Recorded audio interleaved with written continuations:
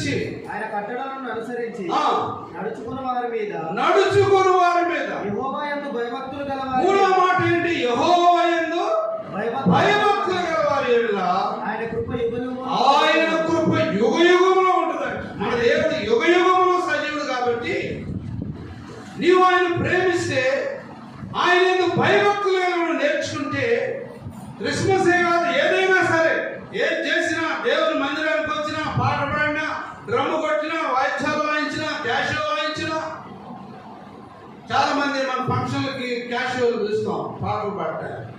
దేవుని పెట్టలేదు, దేవుని పిల్ల, దేవుని పిల్లలు పేర్లు కూడా దేవుని పేర్లు పెట్టుకుంటారు. కానీ వాక్యం వింటారా? వాక్యం విన్నే వింటారు. వాక్యం కనుక వింటే వాళ్ళు ఎప్పుడో దేవుని సేవకు దేవుడు పిలిచేవాడు. వాళ్ళు సంగీతం వాయిస్తూ దావీదులాగా సంగీతం